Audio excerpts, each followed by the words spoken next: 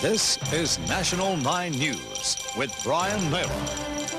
Downer and Costello take over as the Liberals dump John Hewson. A diver rescued after being pulled unconscious from the bay. And Melbourne doctors offer hope of a vaccine for breast cancer.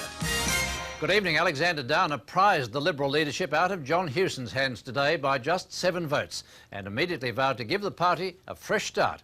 The other half of the so-called youth ticket, Peter Costello, was elected deputy unopposed. Here's Laurie Oakes.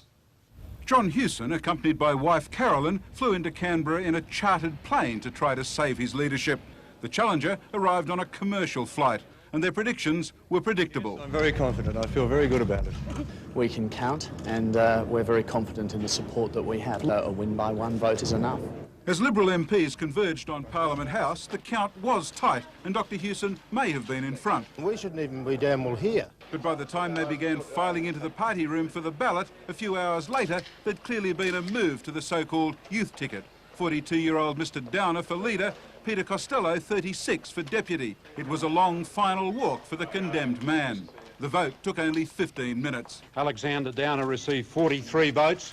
John Hewson received 36. The new leader of the Liberal Party is Alexander Downer. Beaten but unbowed, Dr Hewson immediately told colleagues he planned to remain in politics. To the victor the spoils, and a hug of congratulations from wife Nikki. Former Deputy Leader Michael Wooldridge saw the writing on the wall and didn't even stand. Mr Costello was elected unopposed. The result put an end to the ambitions of others too. There is a determination that we go forward to win. The Liberal Party's 10th leader since its formation 50 years ago is the son of Sir Alexander Downer, a Menzies government minister, and grandson of Sir John Downer, who helped draft the Constitution and was a member of the First Senate. I am born of the Liberal Party, and I am a creature of the Liberal Party. At a news conference after the vote, the new leadership team promised a fresh start. We now have the opportunity to draw a line and rule off past mistakes. Dr Hewson used a news conference to congratulate the man who'd toppled him and to promise loyalty. What is past as far as I'm concerned.